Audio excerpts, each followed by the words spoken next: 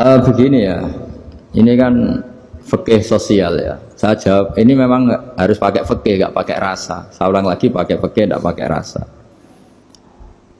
Waktu sholat itu kan banyak ya, diantaranya maghrib dan isya, duhur dan asar, terus subuh sendiri. Ya, ben sampean belajar fikih, orang belajar tasawuf ya. Nah, kalau subuh itu tidak ada toleransinya kalau waktunya sudah tinggal 10 menit karena tidak ada jamak. Ya, tidak ada apa? Jamak. Sehingga misalnya kalau kamu ngojek waktu tinggal 10 menit ya harus sholat. Tapi kalau sekedar dengar azan ya, ini penanyanya kayaknya itu teman kamu, jadi fikihnya kayak kamu, gak jelas. Azan itu kan bukan akhir waktu sholat.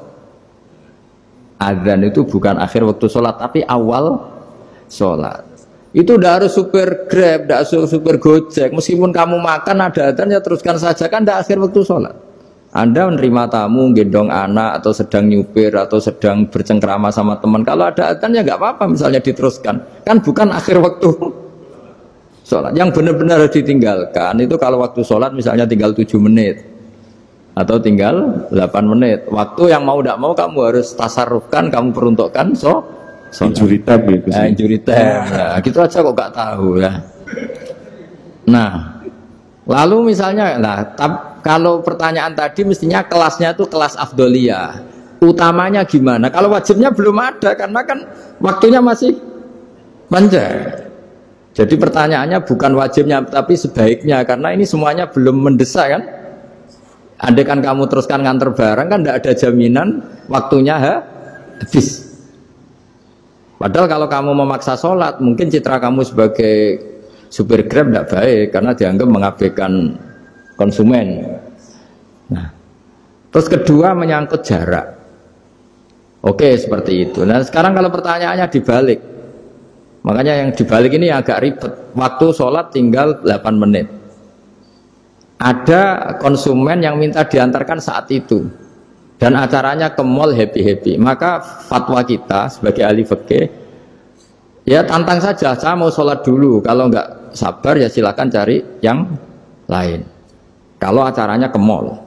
Tapi kalau acaranya kelahiran atau transfusi darah atau mau nganterin darah ke pasien yang sudah koma, maka kita langsung, karena ibadah sosial itu didahulukan mengalahkan ibadah yang haknya Allah, karena Allah itu zat yang tidak butuh ibadah kalian.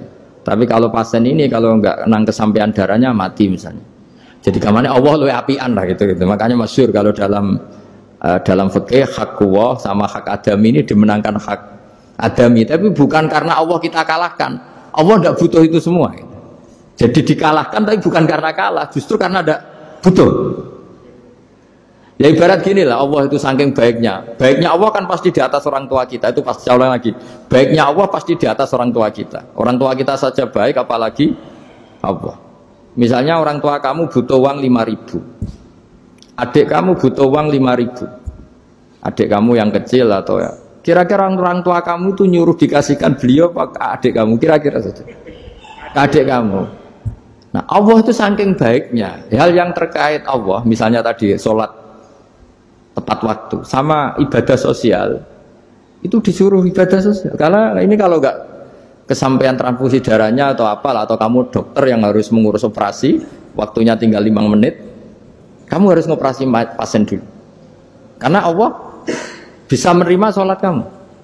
Nah tak terangkan lagi ini fikih terus. Lalu sholat yang apa? Kalau sholat itu antara maghrib dan isya dan nanti yang terlambat itu maghrib, kita ngikuti ulama yang mengatakan jika ada darurat maka maghrib dan isya boleh dijamak meskipun tidak atas nama pergi. Kan jarak kamu kan tidak jarak masafatu qasrin. Artinya apa? Misalnya saya dokter harus operasi, waktu saya tinggal 8 menit mau maghrib, ternyata harus ada operasi. Kalau saya nggak nangani mati, saya harus operasi.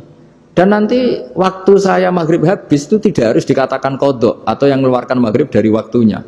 Bisa saja menurut ulama dianggap boleh dijamak takhir dengan isya karena kondisinya masih waktu jam'in. Begitu juga zuhur dengan asar. Tapi kalau waktunya tuh asar, tinggal 8 menit, kemudian harus ada operasi.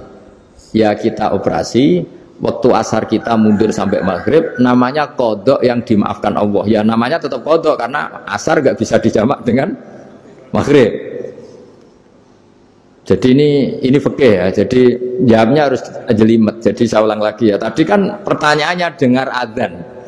Kalau adzan kan waktunya masih panjang, apalagi misalnya maghrib kan waktunya kan taruh saja ada waktu seperempat jam.